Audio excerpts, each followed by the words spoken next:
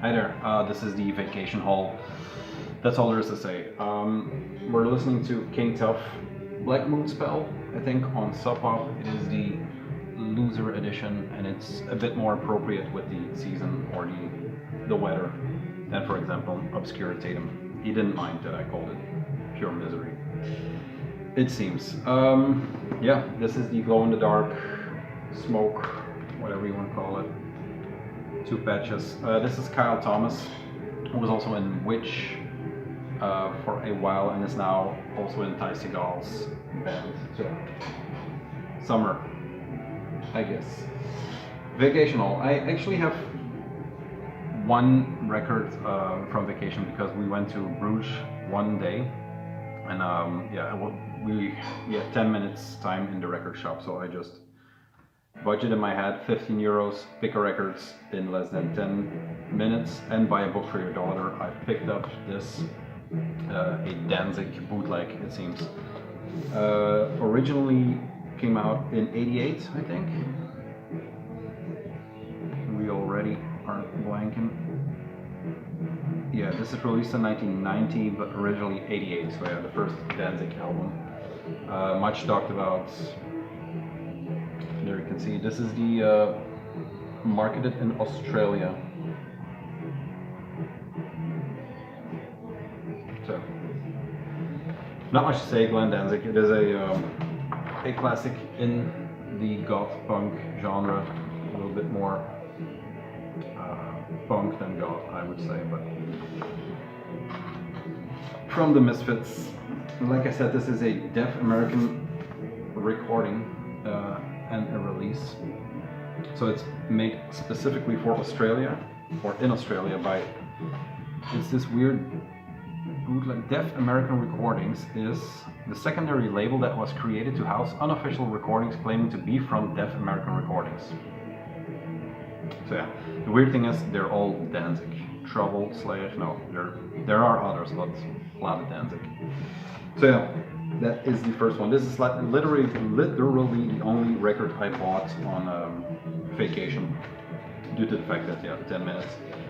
I've been to that store once before. They had the Dead Leprosy for 100 euros on the wall, and then they had this weird live bootleg from Velvet Underground, which I've seen before there, but it was missing the velvet bag, so, and they were also asking for 100.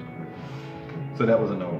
Danzig, yeah, I've been listening to the Misfits a lot. I think I mentioned that in a video lately. I don't know why. It just now came in. These next 1, 2, 5-ish records are from the last batch I got from EM, the guy who sold his collection. Cheers. Or started selling his collection to buy a soundboard and is now a rich man, I guess. Smart man, because yeah,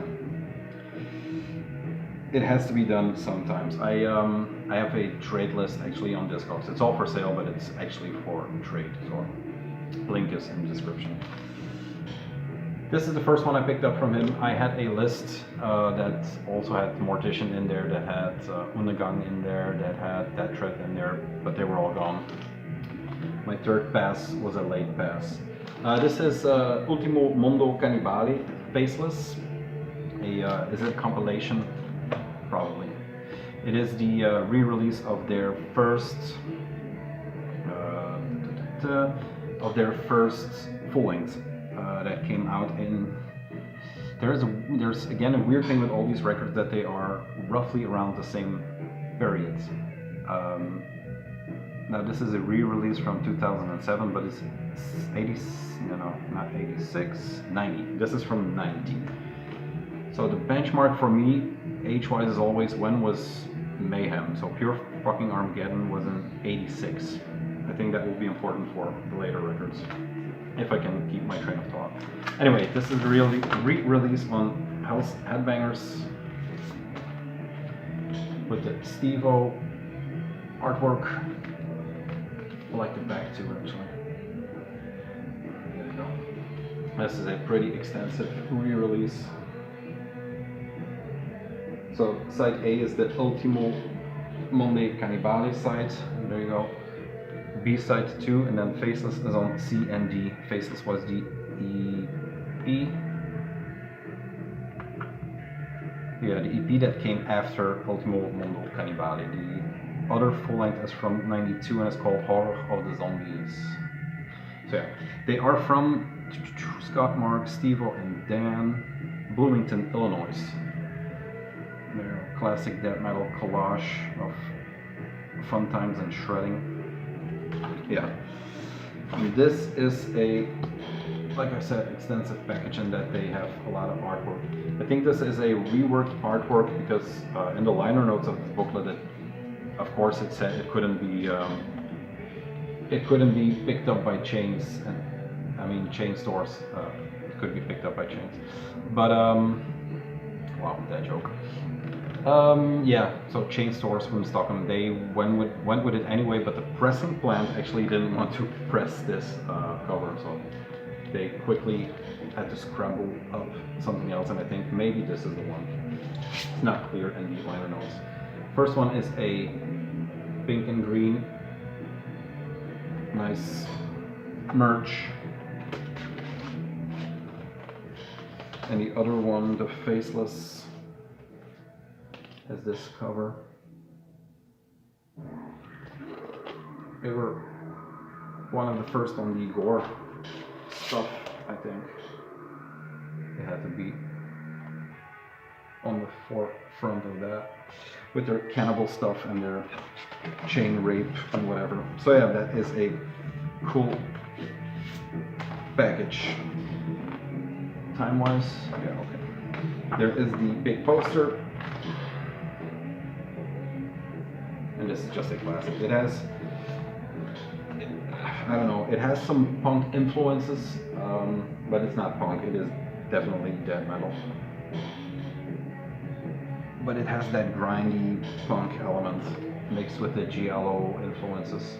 These are the liner notes done by Steve-O.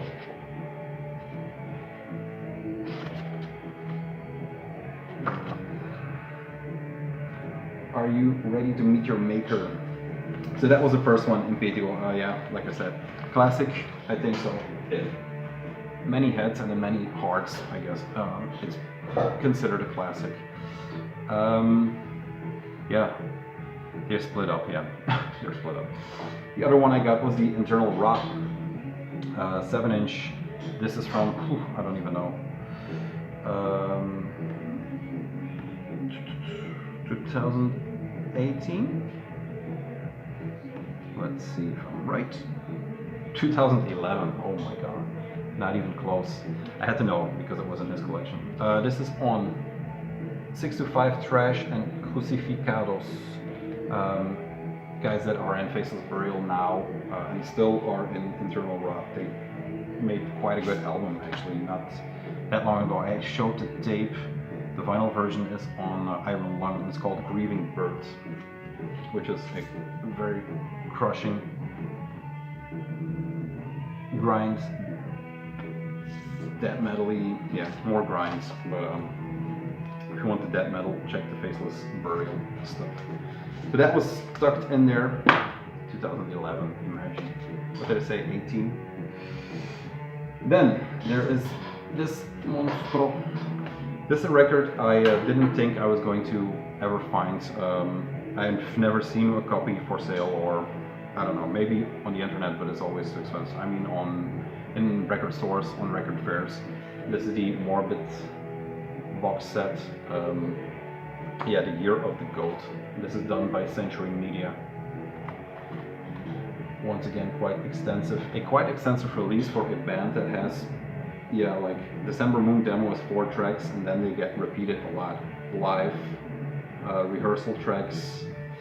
But yeah, you get some extra songs that you may never have heard of, unless you have the CD version or unless you have this version. There are, I don't know how limited this is. It is a triple gate, so it slides out, and it's a triple gate fold. Morbid is of course dead. There you go. Nice. Death that went on to play in Mayhem. Now this is from the re-release is from, let's go for complete, 2011, so at the same time that went up. Originally it's 84 they started out. By 85 the demo was being made and the rehearsal was in 87. December Moon 87, and then you go into Mayhem, which is 86, pure fucking Armageddon. So yeah, I don't know if that lines up. I think it does. So yeah, it has to. We all know what happens with our boy. It is quite a package, that's why I'm stumbling over this. It has a tree, 12 inches, that,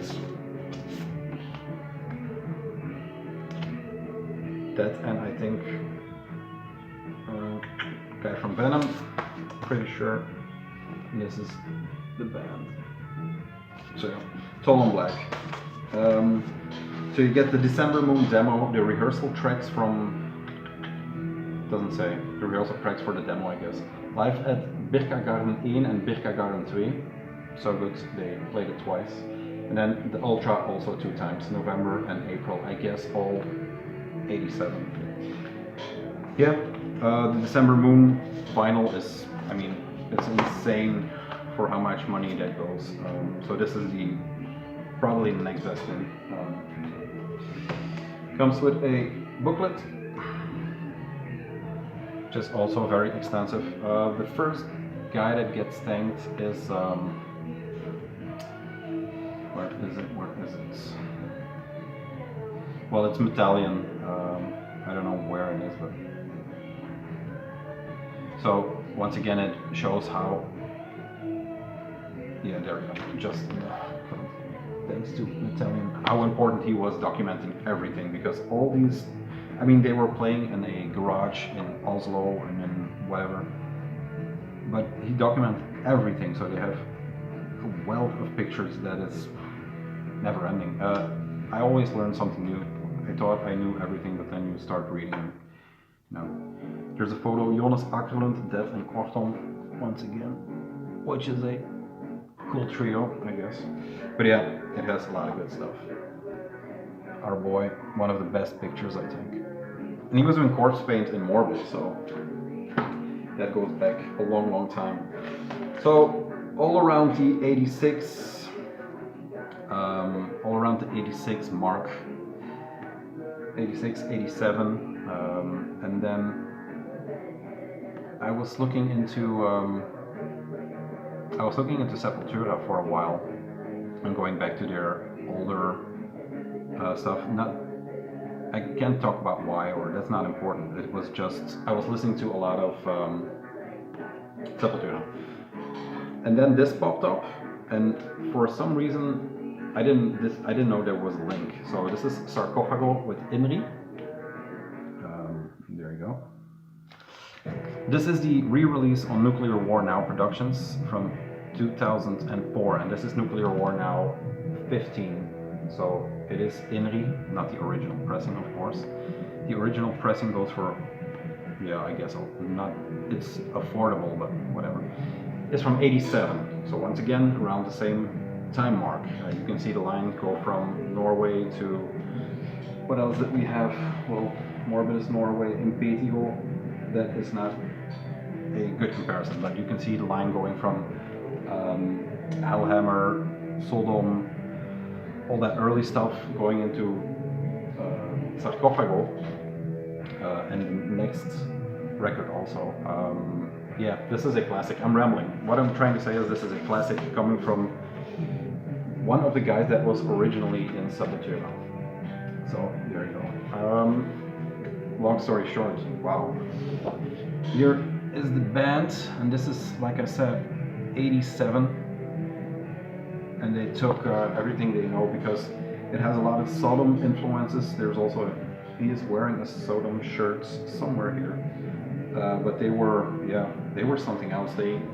He left, or he got kicked out of Sepultura for being too not aggressive, but too intense. So he started his own band, and that is the Mighty Sarcófago from Belo Horizonte, Brazil. Once again, a very good release with scene articles, some cool pictures, some very cool pictures. And then it says on the back, death metal till death. So, like I said, proto, death metal, trash, black metal, it's on that, yeah, on that spectrum. Just like Morbid was on the same quest to find that, because it's a bit of death metal, it's a bit of everything before those genres were there. So, I don't know, it's a interesting period of time for metal, knowing that when you evolve that timeline, there's also Bleach from Nirvana is on the horizon. I think I could be pulling that out of my ass, but Bleach, Nirvana, not what's that, 80, 91? No, earlier. 89. So yeah, that was right. It is the picture disc edition. I haven't listened to it. I don't know what the surface noise will be on this one. I listened to a picture disc. Oh yeah, Poison the Well picture discs was incredible surface noise. This is the best picture of the entire bunch. I've only seen the orange one because the cover is slightly colored, more in this tint. But they are in front of the statue. In my opinion, that's better. And here's the Solemn shirt. So yeah, once again, a full length on Cogumelo, which also released the early Sepultura stuff. And I listened to Antichrist live today on the Morbid Visions, I think, on Spotify, and they say it used to be called, what was it? I'm not gonna find it anymore. No, it's gone. You can win. I'm just looking into all the releases they have and all the bootlegs and everything. It's insane. The day of your death arrives. Yeah, this is taking too long. Cool. So yeah. And then also in 86, I think. Was it 86? I'm stumbling through this, looking up stuff. I looked it up, but I'm slow in the head. 87, and this is the last record I will show today, but yeah, a cool one. Battery, Under the Sign of the Black Mark, from 87, I said. This is the Under One Flag, first pressing UK, I think. I'm pretty sure, UK. It's, yeah, in as perfect condition as you can hope from a record from then. It has some nicks and cuts, but it adds to the glory. There was a price sticker which removed very well. Yeah, it is immaculate, as some would say. Dedicated to Elizabeth Bathory. And this is, yeah, a classic. In the sense that Bathory was, with their first album, was in the category of Hellhammer, of, what else did I say? Hellhammer, Bathory, Sodom. Yeah, Venom worshippers that started something new, Korton did, and then they were in the thick of it when all the other bands were starting out. They had their third album out already. So it's the self-titled, or the Goat. Then you have the Return, and then Under the Sign of the Black Mark. Then it goes into more Viking metal territory-ish. Let's say also the forefront of that. But yeah, not ish. The last thing about this, time-wise, I'm doing good. Yeah, 20. There is a, if I can link it, because I have something new that lets me upload this shit. If I can find it, there's a cool article on Facebook somewhere about this cover. I always thought it was a painting. It turns out it's a picture that they, long story short, this time I promise. This is a bodybuilder wearing the Bathory Goat mask. They ran into an opera between takes or between practices, I don't know. Bodybuilder climbed up there. There were naked ladies, I think, here, so it was bigger, but they just cropped it, so it's just this. He went up there, did his pose, went off, and the show went on, as they say. Yeah, Quorthon, rest in peace. Anything more? Produced by Bos and Quorthon, so his dad, yeah. That's it. The album cover designed by Quorthon and the album cover photo by Gunnar Sims. So yeah, there you go. Thomas Ackerlund in the morbid stuff. Here he is again, so it's all connected. Hey, that's it. I hope you liked the previous one. It seems to do alright, comment-wise. So yeah, that's it. What's up next? I have no idea. There are some very cool trades coming in. Just trading. So if you want anything, yeah, hit me up. Cheers to all the peers. Bye.